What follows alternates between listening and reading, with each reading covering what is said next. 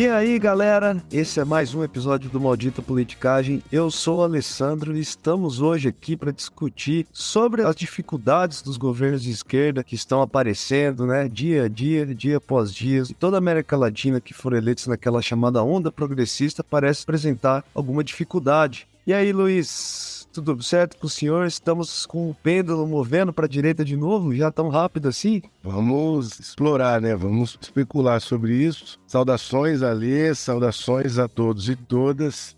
O episódio vai fazer muita gente ficar preocupada, né? Porque tem sinais vindos do Chile que demonstram que essa onda rosa que a gente apontou em algum momento ano passado pode ser uma marolinha só, né? É, uma marolinha e uma onda preta, né? Pra gente ilustrar a cor principal do fascismo, né? Pode estar por aí. Tem imagem inicial para nós? Vamos fazer a história rápida do Chile, porque de 2019 para cá, a coisa foi bagunçada por lá, né? Primeiro, as manifestações de 2019, chamadas de estalido, que reivindicavam ou criticavam, reclamavam do custo de vida. E assim como no Brasil, em 2013, o aumento das passagens foi o estopim de manifestações muito agudas e violentas, com mortes, com repressão policial. Aí em 2020, um plebiscito convocado pelo presidente de direita Piñera dá 80% das pessoas dizendo que queria uma nova Constituição. Em 2021, a população elege Gabriel Boric, um político jovem de esquerda, uma esquerda assim, radical, pode-se dizer até certo ponto. E em 2022, a Constituição que foi escrita nesse processo já na presidência do Boric era uma Constituição muito progressista, né, com uma série de elementos aí multiculturais, reconhecimento do Estado plurinacional. A nova Constituição foi rejeitada e aí começa a bagunçar o pêndulo. E agora, em 23, na nova eleição para uma nova Constituinte, há uma vitória esmagadora da direita que nós vamos contar para vocês. Então, houve um pêndulo para a esquerda na eleição para a Constituição de 20, e na eleição do Gabriel Boric, pêndulo para a esquerda, e agora rejeição daquela Constituição e nova Constituição, pêndulo para a direita. Pois é, então nós vamos focar mais, né, especificamente no caso do Chile, no primeiro bloco. No segundo bloco a gente vai trazer como esse caso nos ajuda a entender o cenário político da América Latina como um todo. Vamos fazer um balanço geral aí do continente. Mas tem aviso pra gente, Luiz? Nós temos os avisos de praxe. A gente gostaria de lembrar que nós temos uma campanha de financiamento coletivo, porque esse é um projeto independente e que depende do apoio dos ouvintes para aprimorar, para melhorar a qualidade do som, para melhorar o armazenamento de conteúdos, né, e a hospedagem do conteúdo. Enfim, é um projeto que se pretende longo prazo. Para que ele cresça e que ele vá melhorando a qualidade técnica, ele precisa de apoio dos ouvintes, tá? E para isso você pode fazer uma doação financeira no apoia.se/maldita politicagem. Essa doação pode ser de 5, 10, 15, dependendo da possibilidade de quem for doar, mas é muito importante que isso aconteça, porque senão o projeto fica estagnado, e esse tipo de projeto, se ficar estagnado, ele não vai, e uma hora tem que ser interrompido, né? Então, para a gente continuar fazendo, a gente precisa ir melhorando a parafernália aqui, microfone, edição, e tudo isso custa dinheiro. Então a gente pede esse apoio para vocês, para que a gente vá crescendo, melhorando e que o projeto possa chegar cada vez mais longe com mais qualidade de som e de conteúdo para vocês. Seria isso então. E quem não puder ajudar, claro, faz o trabalho aí de formiguinha de divulgar entre os conhecidos, compartilhar nas redes sociais e assim por diante. Trabalho que tem nos ajudado muito, né? A gente sempre pede o apoio, mas nós temos muito a agradecer também a todos os ouvintes que nos acompanharam até aqui. Então é isso, gente. Vamos lá.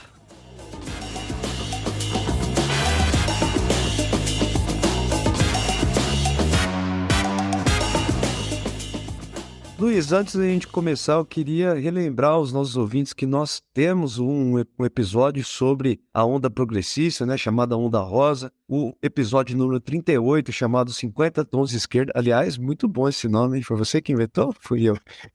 Muito bom o episódio. Naquele momento a gente estava falando sobre a ascensão desses novos presidentes de esquerda que estavam sendo eleitos em todos os países. O fato é que depois de um ano, né, depois desse episódio, nós estamos começando a ficar preocupados, né? Então conta pra gente, Luiz, quem é o presidente do Chile que está passando por esse momento de encruzilhada ali? É o Gabriel Boric. Ele é um jovem político que foi eleito para a presidência com 35 anos, a idade mínima. Na verdade, ele fez o registro da candidatura assim, em cima da hora, porque ele precisava completar 35 anos. Mas ele já tem um histórico longo de participação em militância, líder estudantil, em uma mobilização importante lá em 2011. É uma geração de universitários que se engajaram muito cedo e contribuíram para o fortalecimento daquelas manifestações fortes de 2019. Inclusive, muitos ministros dele são da mesma idade, enfim. Ele criou um partido, né, de última hora também foi uma coisa assim que foi vista como impressionante, conseguiu as assinaturas assim em tempo muito rápido, se chama Convergência Social, que rivaliza ali com o Partido Comunista Chileno. E ele foi eleito numa euforia danada, mas em função de uma série de fatores econômicos, a economia não vai bem, a popularidade dele foi caindo ao longo desse 1 ano e tanto de mandato. Foi um governo que tem, né, como principal tarefa a aprovação de uma nova Constituição, né? Eles partem do princípio de que a Constituição de 1980 é aprovada ainda sob o governo do Augusto Pinochet, né, o ditador chileno, deveria ser substituída. A gente vai falar por quê, né, quais são os pontos que levam a essa conclusão, mas o fato é que tentaram fazer esse texto da nova Constituição no ano passado. Em setembro do ano passado, essa primeira proposta foi rejeitada, né, pela população chilena, num plebiscito, e diz a Cláudia Reis, cientista política da Universidade do Chile, né, na Universidade de Santiago, ela fala que a oposição chilena explorou muito dois pontos centrais aqui, né, duas bandeiras que foram contra o governo e contra a nova Constituição. O primeiro ponto é o chamado Estado intercultural, queria colocar já na instituição, né, essa inclusão de novos povos indígenas com uma ampliação gigante de direitos, né, um país que tem muitas dessas etnias ainda. Isso foi visto pela extrema-direita como uma ameaça à unidade nacional, né? Isso aqui a gente vai alinhar com uma teoria depois. E as regras de inclusão de imigrantes também, né? Algo que incomoda os chilenos no contexto de dificuldade econômica, de crise. Essa inclusão é muito mal vista por parte principalmente da classe média chilena. Então esses dois pontos todos, né, foram utilizados como pânico moral, outro tema que a gente falou em alguns episódios anteriores. Vale lembrar, Ale, que nessa primeira tentativa de Constituição que foi rejeitada, foi controlado pela esquerda, foi uma ampla vitória dos independentes, porque foram eleitos constituintes sem filiação partidária. Então, a grande vitória, o grande grupo dessa primeira tentativa fracassada foi controlado pela esquerda e pelos independentes, muitos ligados a movimentos indígenas e movimentos populares. Então, era um grupo de esquerda. E aí eles aproveitaram essa onda e carregaram, né? Fizeram uma Constituição realmente de esquerda para valer, que tinha mais de 100 direitos fundamentais. Então ela era muito ambiciosa, só que esse foi provavelmente um dos equívocos, né? Porque ignorou que o Chile não é uma população majoritariamente progressista, é uma população com fortes características conservadoras. Historicamente, desde a ditadura, o Pinochet desfrutou de apoio. Após a ditadura, a esquerda, né, a Concertação, que era uma grande aliança de partidos de esquerda, governou centro-esquerda, governou de modo muito moderado por conta dessa herança cultural autoritária e de direita. Então, é uma população com um grupo conservador grande. E aí, como você disse, a rejeição à Constituição se deu, entre outras coisas, porque eles viram ela como produtora de incertezas sobre a continuidade da família, a unidade nacional, a entrada de imigrantes, que para os nacionalistas isso é uma coisa ruim. E aí a campanha pelo não, feita pela direita, saiu vitoriosa com facilidade em setembro do ano passado. Sim, então vamos explicar um pouco qual é o contexto atual, né? Vocês devem ter visto, né, nas notícias recentes, que o Boric foi derrotado numa espécie de eleição prévia a essa Constituinte, porque nós tivemos, né, na semana passada, a eleição pelo Conselho Constituinte, que seria, né, a formação daqueles políticos que vão fazer parte da elaboração do texto, né? Esse Conselho Constituinte é formado por 51 cadeiras, só que as eleições deram 22 cadeiras para o Partido Republicano, que é o grande partido de extrema-direita, novo partido, aliás, né, de 2019, partido que é mais ou menos um equivalente aqui do nosso bolsonarismo. Eu já vou explicar isso mais adiante. O partido da base governista conseguiu 17 cadeiras, né? Então, o resultado final é que se o Partido Republicano de extrema-direita se aliar com a direita tradicional do Chile, que teve 11 cadeiras, eles têm maioria. Então, é muito provável que a Constituição, que seria um passo em direção aos valores progressistas, né, seja um passo, né, de volta ao Pinochet, É, é. que é uma coisa muito doida que aconteceu, né? Tem alguns analistas que especulam que pode ser uma Constituição até mais retrógrada do que a de 1980, porque esse grupo grupo do Partido Republicano, do CAST, que é o Bolsonaro local, só que ele é um pouco mais educado, ele come de talher e tal, mas ele é um de extrema direita lá, filho de nazista. Vamos falar então, o José Antônio Cast, que é esse Cast aqui, né, K-A-S-T, que é esse grande líder da extrema-direita chilena atual, né? Ele criou esse Partido Republicano, que tem esse nome de direita tradicional, mas não é nada disso, né? E não é nada republicano também. Criou em 2019, e ele é filho de imigrantes nazistas. Olha que coisa maravilhosa, né? O começo, o berço do cara já começa assim, e suas principais ideias vão na direção de uma política anti-migratória, exaltação de uma memória do governo de Augusto Pinochet, né? Esse líder ditador militar sanguinário, né, que fez atrocidades contra os direitos humanos no passado, defende o ultraliberalismo econômico, a religiosidade forte, com maior ênfase nas escolas chilenas, né? Diz ele que os chilenos precisam de Deus e o Estado deve promover a religião nas escolas, mas foi derrotado com 44% dos votos em 2021, derrotado pelo Boric. Só que ainda assim, né, nesse contexto de nova Constituição, ele conseguiu eleger muitas cadeiras para os seus aliados, né, do mesmo partido, e agora se tornou o principal partido nesse Conselho Constituinte. A Cláudia Reis, que eu já falei, cientista política chilena, ela fala que esse é um paradoxo, né, no contexto. Aliás, os cientistas políticos chilenos parecem estar um pouco assustados nesse momento. O filme que a gente viu em 2018, né? Ela fala que é um paradoxo porque eles sempre lutaram contra essa coisa de constituição, de sistema político, de cadeira, de Eles representação. queriam a manutenção da Constituição de 80, né? Não, e eles sempre foram antissistêmicos, falando que político não presta, né? Aquele papo todo, né, que a gente viu em 2018. E agora eles são o maior partido nesse Conselho da Constituição, né? Então esse é um paradoxo engraçado que alguns países da América Latina estão enfrentando. E, para ela, a principal questão sobre essa nova reforma constitucional é o que ela chama da manutenção de um Estado subsidiário na Constituição atual. Essa condição, segundo a Cláudia Reis, impede que o Chile construa um sistema de políticas públicas redistributivas, né? Então, o Chile não tem hoje um SUS, por exemplo, né? Ele é uma economia de mercado livre que não consegue construir, por causa da sua Constituição de 1980, essas políticas de apoio, né, de um sistema de saúde nacional, etc., e que, por isso, essa é a maior importância, segundo ela, para uma nova Constituição agora nesses anos. Segundo ela também, a extrema-direita agora pode cair no mesmo erro da esquerda, que é fazer uma proposta constitucional que esteja muito à direita do eleitor médio chileno, né? Vamos ver cenas dos próximos capítulos. Outra coisa que eu li faz um tempão, não sei em qual canto, é que a Constituinte foi muito recheada daquela algazarra que tem marcado o parlamento contemporâneo por conta das redes sociais. Ou, para ser mais justo aqui, foi muito performática.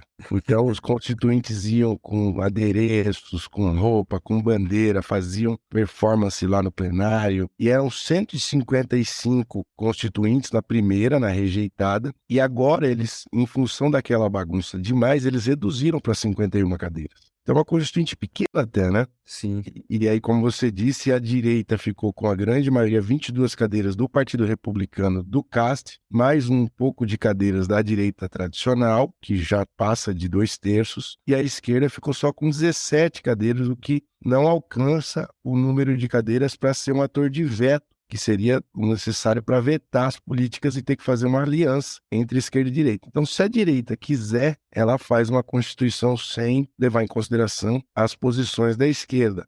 E os otimistas acham que se a direita tradicional conduzir e liderar o processo, a Constituição pode ser um pouco melhor, né, um pouco mais moderna. Depende desse fiel da balança que seria a direita tradicional. Mas, segundo a cientista política que você consultou, ela é um pouco mais pessimista e acha que a Constituição tem de ser mais parecida com a Constituição de 1980 do que a população gostaria, porque a população quer uma Constituição nova. É.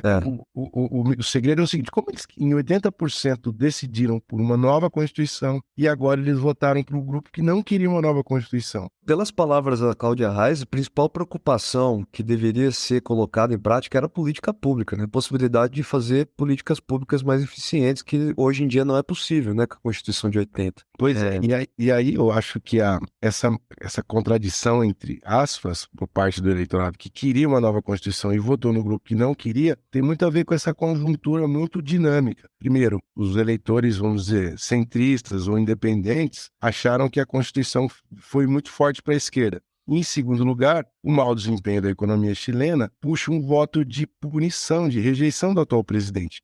E se na década de 90 e 2000 era a frente ampla, essa concertação contra os neoliberais ali, agora o pêndulo é Boric contra o Cast. Então, se o Boric é de extrema esquerda, como puni-lo? Votando no Cast. Então, essa decisão do eleitor fez com que, paradoxalmente, eles chegassem a uma posição atual que é mais conservadora do que eles queriam quando eles decidiram votar por uma nova Constituição em 2020. Perfeito. E nós temos, então, a formação desse conselho que vai trabalhar até o final do ano, né, num texto para a nova Constituição, que será votado através de plebiscito, né? A população vai nos dizer se será ou não aprovado em dezembro desse ano ainda. A história, passando rapidinho pela história política do Chile, nós tivemos uma ditadura muito simbólica, muito violenta, né, do Augusto Pinochet até 1990, que foi encerrada, inclusive, por um plebiscito, né?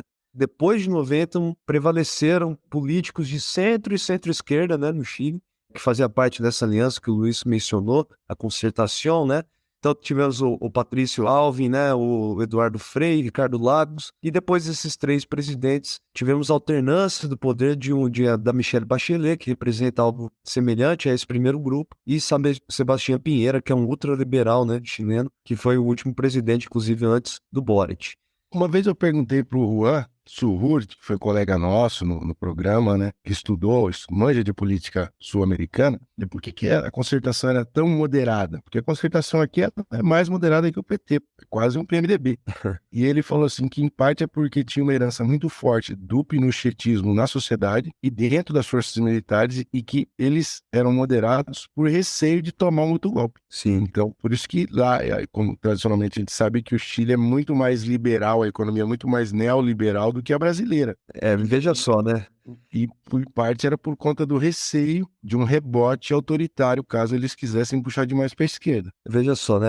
A centro-esquerda foi hegemonia, na verdade, nos últimos 20, 30 anos, né? Da política nacional. E agora que uma guinada forte, a esquerda entrou, né? Eles não conseguem ter o mesmo tipo de sucesso nas eleições. Nas eleições não, desculpe, na aprovação, na verdade, né? De leis.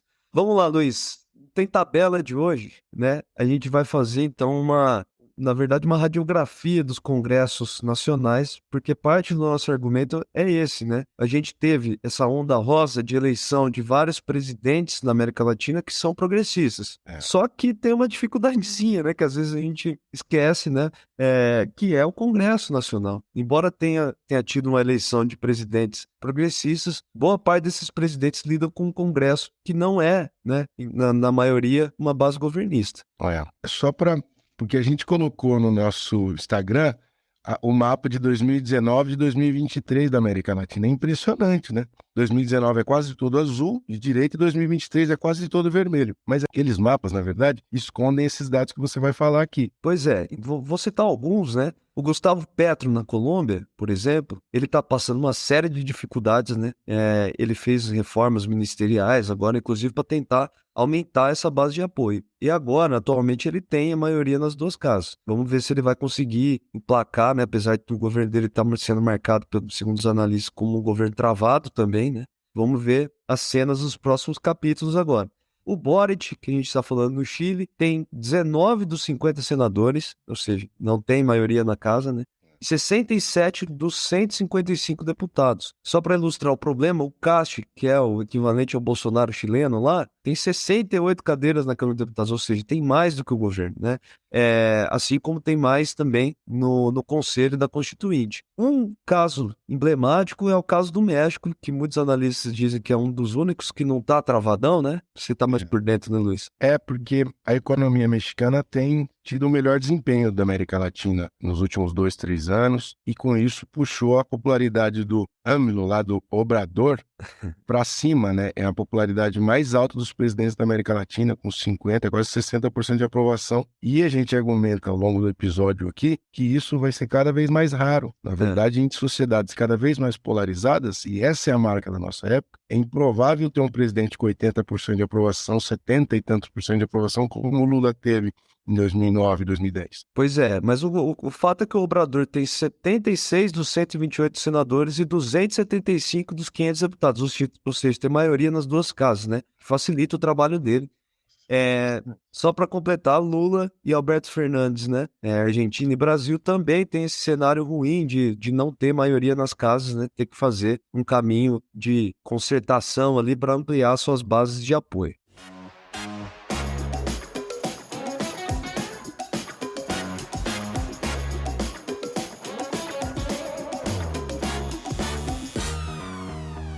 Então, Alessandro, depois que a gente apontou essa coisa meio montanha-russa que aconteceu no Chile e alguns aspectos dos outros países, agora esse bloco pretende fazer uma explicação mais estrutural, ou de, né, uma análise assim, mais ampla, com apoio de um material bacana que você descobriu aí, sobre os dilemas da latino-americanidade, essa coisa que o pessoal gosta, né?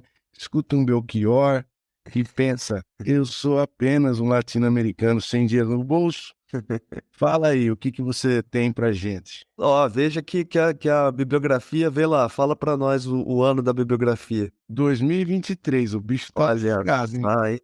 O livro, né, The Rise of the New Far Right in Latin America, né, do José Antônio Sanaúa, Camilo Lopes Burian e Marina Vitel, né, é um livro que fala, na verdade, faz uma grande reflexão, juntando várias teorias, né, ao longo da história, sobre essa nova extrema-direita da América Latina. E só para estruturar, né, a gente pode ir discutindo como isso aqui está presente em cada um dos países, no Chile, no Brasil, né, na Argentina, mas eles vão dizer que é possível chamar essa nova guinada à direita na América Latina de movimento neopatriotista, né? E que está ligado, relacionado a 3 grandes fatores explicativos pela força, o surgimento, etc., desse povo aí. O primeiro aspecto, Luiz, a ascensão dos líderes progressistas se deu no contexto de um ciclo, na verdade, né, bom da venda de commodities, da exportação dos commodities, e agora a gente está no cenário de crise, né? Quer comentar esse ponto aí? Pois é aquele momento famoso, né, que tem uma série de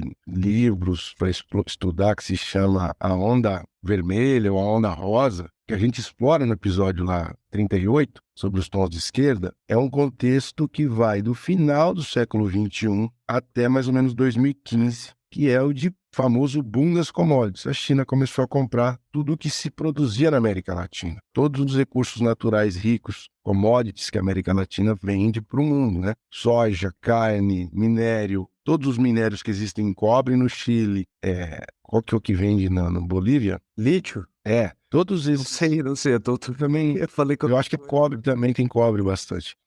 Todos esses recursos que a América Latina exporta, pelo perfil dessa economia, ficaram muito valorizados no mercado internacional. E isso foi importante para subir a popularidade dos presidentes. Tem um livro recente, acho que de 2021 ou 2022, que é da Daniela Campelo e do César Zucco, que se chama A Volatilidade ou A Maldição da Volatilidade. Pô, é quase o nome do nosso podcast aqui, né? A Maldição da Volatilidade. E eles tratam dessa volatilidade econômica internacional que afeta muito a América Latina. Então, eles têm um indicador ali que se chama de bons tempos econômicos. E aí, o que combina? Preço alto das commodities no mercado internacional com taxa de juro baixa do Fed, do Banco Central Americano. Quando eles baixam o juro lá, o capital internacional tem incentivo para tirar o dinheiro dos investimentos de lá dos Estados Unidos, que o juro está baixo, e aí eles começam a investir em outros lugares. Essa combinação foi o que proporcionou o crescimento econômico muito forte da região entre mais ou menos 98 e 2015, incluindo o Brasil. E que quando esses bons tempos acabam, o cenário vira. E aí é crise econômica e, consequentemente, avaliação instável dos presidentes, que é o que a gente está vivendo. Esse argumento, ele mostra um cenário muito ruim, né? Porque se a gente fica muito dependente da economia internacional para ter estabilidade política. E se o argumento estiver certo, o cenário for de baixo crescimento, os próximos anos na região vão ser desarrumados. É o seguinte, né? Os líderes progressistas se deram bem no ciclo de commodities e estão se ferrando quando ele acaba, né? É mais ou menos essa visão quase que estrutural da economia, que não tem aqui uma escolha necessariamente dos presidentes, né? Não estamos falando de variável endógena, né? É. Bom, isso combina agora que há de novo, né, nessa nova onda da direita, né? São dois elementos. Primeiro elemento, né, que é mais específico dos tempos atuais, a ascensão desse neopatriotismo, a reação ultraconservadora, né? Muito mais do que os conservadores que estiveram presentes, né, nos governos dos anos 90, né, os ultraliberais. Agora nós temos uma reação muito mais extremista, né, do pêndulo da direita. Normalmente, esses políticos tentam se colocar contra esse cenário de globalização, né, contra essas pautas morais mais liberais, essa coisa de ampliação dos direitos do casamento, né, da liberdade homoafetiva como um todo, liberdade feminina, ou seja, acabam se colocando contra uma visão pluralista da democracia. Nem democracia eles são, né? Cá entre nós, né? Não tem democracia nenhuma nesse negócio. Mobiliza uma série de discursos de pânicos morais e possuem adesão das elites tradicionais como um todo, né? Então aqui é preciso lembrar que boa parte das bandeiras dos governos progressistas recentes foi na direção de incluir trabalhadores, na direção de incluir povos indígenas, né, na América Latina, de incluir imigrantes. Tudo isso é visto como uma coisa, um caminho terrível, nefasto, né, por parte desse grupo de neopatriotas, né? E isso tudo é mobilizado contra, né, os grupos progressistas como um todo. E o terceiro ponto, que tem a ver com a história, né? Uma dependência de trajetória que nós temos aqui nos países da América Latina. Segundo os autores, todos os países da América Latina têm algo em comum, que é a fundação da República ser um grande acordo entre os grandes proprietários de terra, a igreja e as forças armadas, né? Todos eles têm essa característica, todas as nações aqui, né? Então, nesse contexto aqui, é possível verificar como essa aliança aqui prevalece em alguns momentos da história dos países. Segundo Barrington Moore, por exemplo, no livro de 66, ele vai dizer que essas nações todas, lá em meados dos anos 60, quando eles estavam passando por um processo de industrialização, ou seja, de modernização da sociedade, a principal preocupação que existia era que essa elite tradicional, né, dos proprietários de terra, não perdesse a centralidade na política, não perdesse a centralidade na economia também. Por isso, a aliança com as Forças Armadas foi um elemento fundamental para a manutenção disso tudo. Aqui, a gente pode falar do Brasil, de todas as nações da América Latina mesmo, aqueles golpes militares onde existia uma aliança burocrática do Estado, Forças Armadas e elites do cenário nacional, né? Vou fazer um parênteses aqui. A gente tem que fazer um episódio, e os ouvintes até poderiam comentar, caso, enfim, concordem ou não, fazer um episódio sobre esse histórico de atuação dos militares na América do Sul, porque é impressionante, né? E essa semelhança, sempre, como sempre, ela tem especificidades importantes. Tem um texto clássico do Huntington sobre pretorianismo na América Latina. A gente poderia explorar essas especificidades, Argentina, Chile, lá da década de 20 para cá. É muita coisa ruim no mesmo episódio, né? Não, a história é bacana para entender um pouco da desgraça que assola a nossa região. Pois é. Então, ó, só para usar de exemplo, por que esse pacto, né, ele é importante? Recentemente, né, o Uruguai elegeu, né, um governante de direita, né, e um dos slogans era, né, a hora da brincadeira acabou, né, a brincadeira acabou agora, né, vamos retomar as coisas, cheio de militares entre os novos eleitos. No Brasil, a gente não precisa nem falar muito, né? O Bolsonaro ele nomeou militares em todas as burocracias quase possíveis. E na Bolívia, o presidente Evo Morales caiu, né, com uma aliança do setor tradicional e das Forças Armadas, principalmente se colocando contra essa bandeira da inclusão dos povos indígenas, né, no cenário político nacional. Então, se a gente tem a tentativa de integração por parte da esquerda é justamente essas bandeiras que são mobilizadas por esse pacto religioso, oligárquico, né, e das Forças Armadas como um todo. É mais ou menos esse o argumento geralzão aqui, né, da América Latina. E a gente, para finalizar, já que você deu o padrão desses países, nós temos eleições na Argentina em outubro e o Fernandes, né, o presidente, já disse que não vai concorrer e o cenário está assim, tá se desenhando para uma eleição com chance de vitória da direita, né? Tem muitos candidatos, tem o Macri, tem um outro cara de extrema direita que eu esqueci o nome agora, que também é forte, e tem a Cristina, que é uma... Não, o cidadão de extrema direita da Argentina é um cidadão assustador. Se vocês quiserem procurar, eu acho que o nome dele é Minelli, né? Leu, Isso é. e diz que a Cristina vai ser a fiel da balança do peronismo, vai indicar o candidato que vai tentar suceder o Fernandes. Eu diria assim que pelo cenário lá de aprovação dele está muito baixa, mais de 30%, a direita está com a faca e o queijo na mão, só vai depender de se eles vão ter certa unidade e se vai ser de extrema direita ou direita moderada. O pêndulo está balangando, que nem diz no interior lá para... Bom, mas cá entre nós que um cidadão como o Macri hoje, no cenário argentino, parece um republicano de muito respeito, né? Perto do que tá surgindo. Esse líder de extrema-direita argentina, ele tem todo aquele cabelinho de bitomaníaco, assim, né? E só fala absurdo, só o cidadão. Perfeito nazista. Então, Luiz, eu vou falar para você do nosso quebra-pau atual. Na verdade, quebra-pau que envolve, né, intelectuais, etc., mas que está no debate público, não são os intelectuais via pesquisa acadêmica, né, realmente.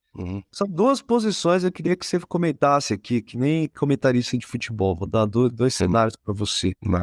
A primeira posição reúne aqueles mais à esquerda daqueles analistas de política, né? Inclusive o seu querido Jones Manuel aqui, que fala que o governo Boric no Chile está apanhando justamente porque foi eleito para implementar uma agenda de esquerda e quando chega lá ele acaba moderando demais, ou seja, o descontentamento acaba sendo generalizado aqui por falta de ser mais firme nessa agenda progressista, né? Entendeu? E a segunda posição, né, mais dos cientistas políticos hardcore aqui, né? Burgueses. Esse pessoal diz aí. A política burguesa hoje em dia, né? Que diz que os governos da esquerda latina, na verdade, foram eleitos, né, esses presidentes. A gente mostrou as casas lá minoritárias, né, na base de apoio, e não sabe fazer política, né? Simplesmente não sabe fazer política, as coalizões são frágeis, e aí não consegue aprovar nada e fica nessa tensão toda. O que você acha? Essa é bola cantada, né? Você fala, bola na caçapa 7, vamos acertar lá. A bola 7 na caçapa tal.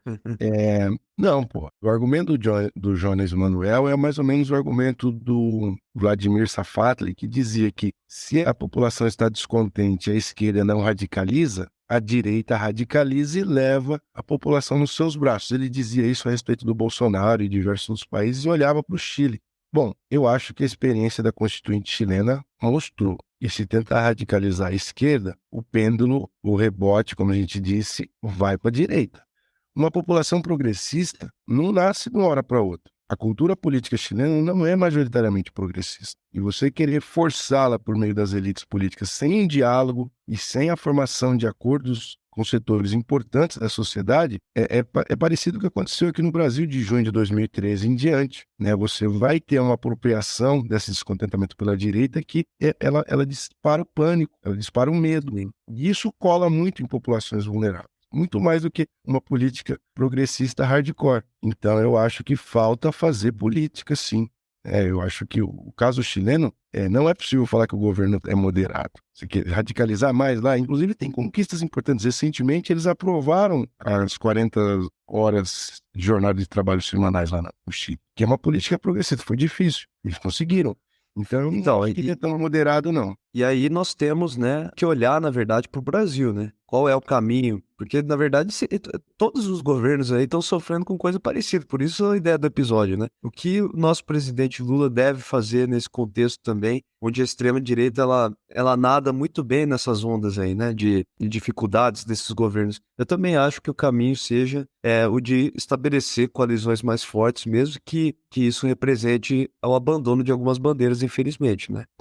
É porque eu acho que o período de instabilidade é tamanho que, enquanto não houver uma legislação que seja capaz de coibir o extremismo de direita, porque ele é criminoso, você tem defesa de violência política, você tem prática de violência política, mentiraiada sem parar. Então, enquanto a lei não é aprimorada e isso seja possível contornar um pouco a força desses grupos que dependem de um controle legal mesmo, é muita vulnerabilidade do sistema político. O sistema político chileno agora está completamente vulnerável, né, nas mãos dessa direita nova. Se não for possível um pacto que dê mais solidez e mais previsibilidade para esse jogo, a hora que ela vai para a mão da extrema-direita, é um negócio tenebroso, entendeu? Então o momento é crucial para a América Latina. E cada país vai encaminhar de sua forma. Eu acho que os países que estão demonstrando mais razoabilidade é o caso da Bolívia, atualmente, que conseguiu contornar sua crise, elegeu um cara de esquerda que é capaz de dialogar. O caso do Uruguai também é um pouco melhor, que o cara é uma direita assim, que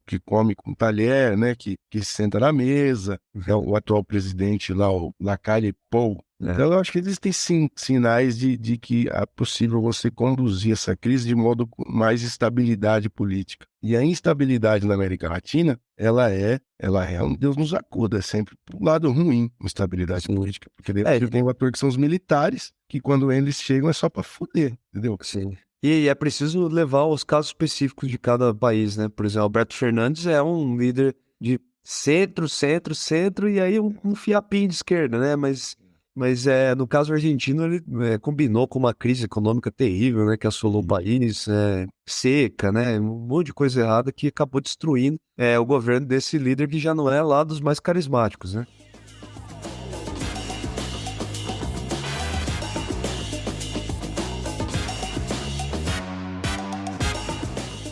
Bom, Luiz, mostramos então que a esquerda da América Latina tá tomando pancada de tudo qualquer lado, né? Tá difícil as coisas, mas conta um caos para nós, para ilustrar lá de querência, pra gente ilustrar tudo que a gente discutiu aqui. Eu acho que a experiência chilena ilustra cristalinamente muitos dos dilemas que estão colocados para a disputa política na América Latina. E o fato de ter dado uma zica tremenda agora, porque a Constituição está na mão de quem não queria uma nova Constituição, isso é um sinal horroroso, não significa que a experiência não tenha muito valor histórico, né? Inclusive, uma história que eu queria contar aqui é que depois que o Boric ganhou a presidência em 2021 e tomou posse em 2022, ele nomeou para o Ministério da Defesa uma mulher chamada Maya Allende.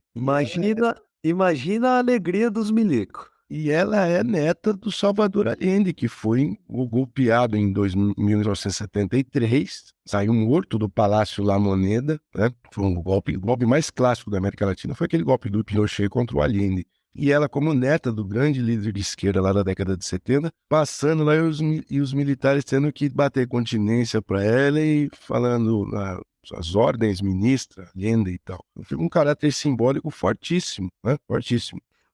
Corajoso o Boric fazer essa, né? Corajoso, mas enfim. Mas, por outro lado, esses percalços são sintomas de que a política latino-americana não é para amadores, né? E os dilemas são muito comuns a esses países, essa força dos militares, força religiosa, um conservadorismo moral e um nacionalismo danado que está explodindo nesses países. Então a maldição é o seguinte, dessa vez, Luiz. Você acha, depois eu dou a minha opinião, que a esquerda radical, a posição, aliás, da esquerda radical, essas críticas, né? A esquerda precisa adotá-lo de vez, um posicionamento mais à esquerda mesmo, que é isso que o povo quer, foram eleitos para isso. Você acha esse tipo de posição maldita ou não? O pessoal vai me odiar, né? Mas eu, como sou um cara vendido, capital vendido. Pessoal, considero demais vocês da esquerda radical, mas eu acho que não, pô. Eu acho que é preciso entender que você precisa formar consenso. Para você sair dessa crise política, é preciso construir grandes consensos, incluindo os setores de centro e, eventualmente, de uma direita moderada, que respeita as instituições, que respeita os direitos humanos, a minoria, porque a direita que está nascendo, a extrema-direita, não respeita nada disso. E eles, quando eles chegam ao poder, eles não fazem cerimônia para golpe, para ruptura institucional. Então, para atravessar essa crise, é preciso a construção de consenso e, portanto, desradicalizar, na minha opinião. Então, é bom a gente lembrar, né, que apesar da radiografia terrível que a gente fez ali, que as bases governistas desses governos progressistas, eles não têm maioria nunca, quase, né, só o caso do México, a direita radical também não tem, né? Então, É. existe ainda uns atores de centro com um possível desempate, ou da direita tradicional, né? Então, o cenário é ruim para os governos de esquerda, mas também da extrema-direita não tem a ampla maioria nos congressos todos, né? No caso do Chile, talvez ficou feia a coisa, né? Se for olhar. Os países estão bem divididos, né, polarizados, e o centro é um ator, assim, frágil, mas é o que se tem para você tentar recuperar a construção de acordos importantes para estabilizar os países. É importante você estabilizar. Se você ficar nesse pêndulo que puxa para um lado extremo, para o outro extremo, quando você faz uma ruptura da ordem que quem costuma fazer é a direita, aí eles fecham o regime, repressão, milico, pancada, e esquece. Aí é 15, 20 anos de terror. Então, Luiz, é maldito, então. É maldito, esse radicalismo de esquerda é maldito, na minha opinião. Desculpem aí, pessoal, a gente pode debater e espero que vocês mandem aí as opiniões de vocês. Alessandro, e aí? O Luta de Gostos, eu pensei que ia ser uma discussão aqui daquelas músicas da esquerda da América Latina, Mercedes Sosa, né? Miguel Jara, aquelas músicas da década de 70 que emocionavam os militantes de esquerda. O pessoal não deve nem conhecer isso aí, né, pessoal? Coisa antiga. Isso. Depois você faz um post especial lá no Instagram colocando todo o seu conhecimento de música da Mercedes Sosa. Na época que a gente estava no movimento estudantil, era só ficava cantando Mercedes Sosa de noite, né? Quanto mais parecido com música indígena, melhor ficava, né? Fica, né? Então vamos lá, Luiz. Mas o fato é que um acontecimento aqui mudou a nossa pauta inicial, né? Um triste acontecimento no nosso país. A gente perdeu um dos maiores ícones, né, da música do rock brasileiro, né? Um dos maiores ícones da luta das mulheres também no Brasil. A Rita Lee se foi, né? Faleceu aos 75 anos, né? 75. Então, Luiz, né? Pergunta clássica aquela. Qual a sua música favorita da Rita Lee? Rapaz, eu escutei Rita Lee bastante quando tinha um cara que me ensinou a escutar a Rita Lee, o Reginaldo, um grande amigo. Reginaldo Rossi? Não, Reginaldo da Roca. Um abraço pra ele. Mas eu não gravava os nomes, né? De resto, eu sempre fui ruim pra nome de música. Então, eu não sei direito. Qual que é a sua? Deixa eu lembrar. Você não tem uma música favorita? Não, engraçado. Eu acho que é aquela que ela canta Desculpe o Away. E a sua, peraí? A minha, eu tenho um afeto especial pelas primeiras décadas dela, né? Eu e o Bill, né, que faz parte do nosso podcast, a gente passava muito tempo ouvindo Mutantes. Então vai desse período aí. A minha música favorita da Rita Lee é Ando Meio Desligado. Dá uma cantadinha pra gente, canta um pouquinho. Ando meio desligado. Boa. Essa pra mim é muito boa. Boa mesmo, mas a do Desculpe aí já é de uma fase ali, acho que dos anos 80, né? Que o Reginaldo gostava bastante. E é uma música, assim, romântica, né? Mais pro lado de querência, o pessoal gosta dessas coisas de música romântica, né? Não, eu gosto muito eu agora queria fazer a minha avaliação musical aqui, né? Desculpa os ouvintes aqui que vem sério ouvir a gente tem que ver a gente virar comentarista de música ou de esporte, eventualmente. Mas foi uma mulher que faz críticas, né, ao conservadorismo e à sua estrutura machista e sempre com deboche, né? Isso é a parte genial, né? Sempre fazendo deboche dessas estruturas todas. Então, uma grande mulher. E a Ju fez uma declaração muito forte para a importância dela nessa sacada do conservadorismo para uma mulher, né? Como é que as mulheres aprendem isso de forma muito profunda.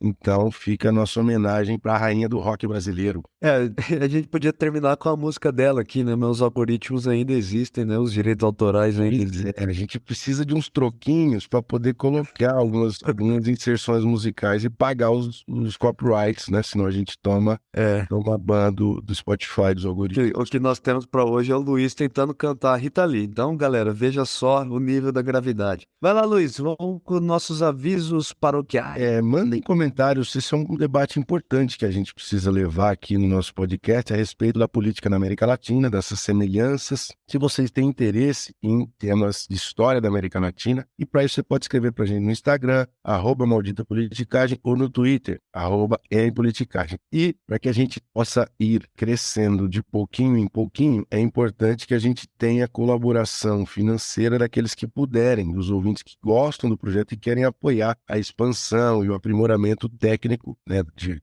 áudio, microfone. Tem episódios que ficam ruins porque falta recursos para a gente poder aprimorar isso. E aí, quando pessoas ajudam um pouquinho em pouquinho, ao longo do tempo, isso vai permitindo a melhoria da coisa. Para isso, você pode entrar no apoia.se/Maldita Politicagem. E é isso, Alessandro. É isso, galera. Um abraço. Um abraço.